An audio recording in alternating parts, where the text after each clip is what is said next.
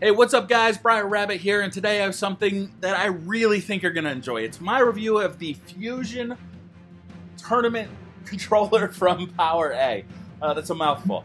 In this review, I really want to share with you kind of what I think about this controller, my likes, my dislikes, and I also am going to compare it to the Razer Sabertooth, so you can make an informed decision on what you think is the better controller and which one you want to buy.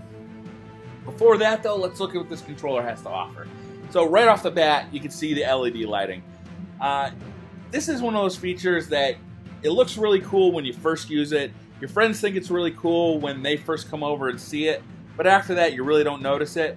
You can see it has 5 different color settings, and it also has an off setting.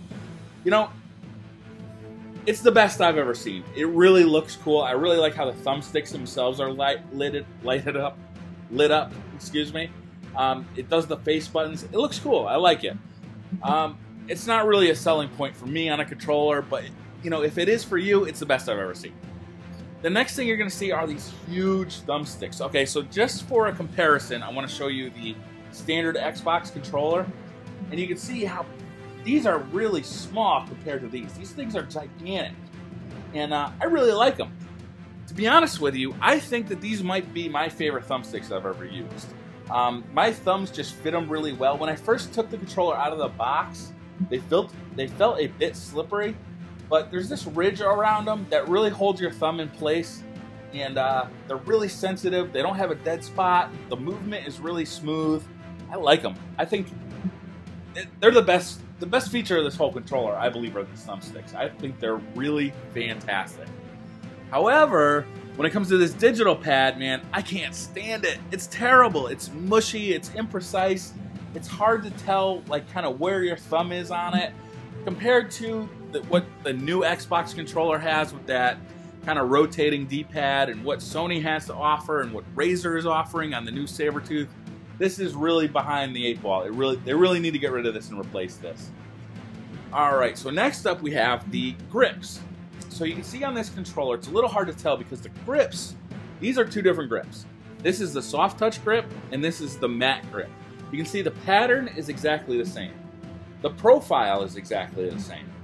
Everything about these grips is exactly the same, except they have a slightly different finish.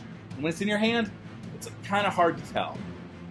I do like the soft touch grip better than the matte, but I think this is kind of a missed opportunity for PowerA. I would have liked them to give you, I don't know, more choices in the box. You know, these grips, let me show you these are the grips I took off, and all they are is these like really kind of thin pieces of plastic. It can't cost more than a few cents to make these things. And imagine if they had, you know, 5 choices in here with different profiles. So if you wanted a bigger bulge here, you could have that, you know. Or if you wanted really a soft rubber, you could have that. That would be great. The other thing about the grips, it takes 3 screws to take this thing off on each side. And that seems a little over-engineered. It would have been nice if they were just snap on, snap off. You can see, I actually unscrewed this already, but you can see it's kind of hard to take off. You really kind of got to wrench at it a little bit. And then to put it back in, it's, I don't know.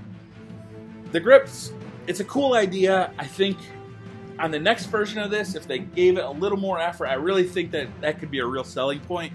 But the way it is now, I think everybody's going to put on these soft touch grips and nobody's ever going to see them again. So that pretty much that's like the main feature. Oh, let me talk about the triggers real quick. The triggers are a slightly shorter throw than the standard Xbox controller, and they're a little bit firmer too. I like the triggers. I also like the shoulder buttons. And these face buttons, I think, are some of the best out there. I really like this Razer Sabertooth face buttons because they're super responsive and they have a short throw. These are different. They have a longer throw, but they're very precise. It's very easy to tell when you're hitting them. It's very easy to tell which one your thumb is on because they're raised up a little bit. I like them. You know, this is it's a solid, well-built controller. It feels good. It's got this nice braided cable that you don't have to worry about getting tied in knots or, you know, getting scuffed up on the furniture. It just feels good. So I like it. I think it's a good controller. At $80, you know, it comes with a couple accessories. It comes with this, you know, carrying case, which is to be frank, a little bit big for me. I don't understand why it's got to be so big. But you know, you can wrap up your cord in here. It comes with a little cord wrap here. You know, that's a nice feature. That's a nice thing that they thought to include. At $80 though, there's a lot of different stuff out there. I would have liked to see them spend just a little bit more money on the controller itself, a little less money on the case. So let me bring in another controller. This is the Razer Sabertooth, and it costs exactly the same amount of money. Now, I'm not sponsored by either one of these companies. This is purely me talking about which controllers I like best. I think that the PowerA has the best thumbsticks I've ever used. The Razers are good too. The Razers has these little, you know, thumbstick condoms. They're very grippy. They're very good. They're very precise. And it has one more benefit to these thumbsticks. They're configurable. You can set the sensitivity on the thumbsticks using this screen here and these buttons down here. That's a nice feature.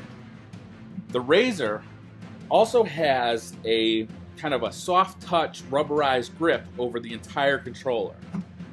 The PowerA is just hard plastic, except for this removable grip. It's just hard plastic. I like that soft touch grip. I think that PowerA should do something like that here. Another thing that the Razer has that the PowerA doesn't, it has the, you know, the finger triggers on the back here. This is actually 4 distinct buttons back here, and they're completely programmable. It also has 2 programmable buttons up here. The PowerA has no programmable function at all, and it has no triggers on the back. So if you're into something like Call of Duty, where you really like being able to knife without, you know, taking your finger off, or jump without taking your thumb off, you don't get that with the PowerA. And that really comes down to my biggest problem with the PowerA is I just feel like it's a bit overpriced. This controller should not be competing with the Razer Sabertooth. This controller should be competing at $50 with the standard Xbox wired controller. It is too expensive for what you're getting here. Now, the LED lighting is nice, but that doesn't help your score. You know, the braided cable is nice. The whole controller, frankly, is very nice. It's nicer than the standard Xbox controller, and I think at that price point, they really have a hit on their hands. But when they're controlling against something like, when they're competing against something like the Razer Sabertooth, I think they're a little outclassed, you know? The Razer Sabertooth has a braided cable too, but it's removable. They both have a case. The Razer Sabertooth is a little bit smaller and has a little bit more padding. You know, they both have good thumbsticks. The Razer Sabertooths are user configurable and have removable, you know, I keep calling these things thumbstick condoms because they're like grips, right? They're removable grips. That's nicer. Better D-pad. Better feel overall because of the rubberized coating. The buttons, to me, are a wash. You know, these have really short throw and they're really responsive. These are a little easier to use. I don't know, they're a wash. Triggers, they're both good. I prefer the PowerA's triggers a little bit. Shoulder buttons are both good, but you get an extra one that's programmable on the Razer. And you get extra triggers on the back that are programmable. To me, these are both $80. It just makes more sense to go with the Razer. So I'm not going to recommend the PowerA unless you need to bring it somewhere that you cannot bring a programmable controller. And that might be what this is for. You know, people who do play on a pro circuit where you just can't bring a configurable controller. In that case, I'd recommend the PowerA, but at home, I got to go with the Sabertooth. So that's going to do it, guys. That is going to do it for my review of the Fusion Tournament Edition controller by PowerA. It's still a mouthful. Thank you very much for watching. If you like this video, hit that like button. It really helps me out. Hit subscribe if you want to see more. And up on the screen right now are a couple of videos you might have missed. On the left-hand side is a review and comparison of the Razer Sabertooth and Scuf controllers. And on the right-hand side is a really funny video I did with my fiance. It's called the Ball and Chain Dual Com. Check it out. Have a great day. Bye. It definitely was a smooth move. It was October of 2011. Yep. And I was definitely nervous. Yeah, me too. I was.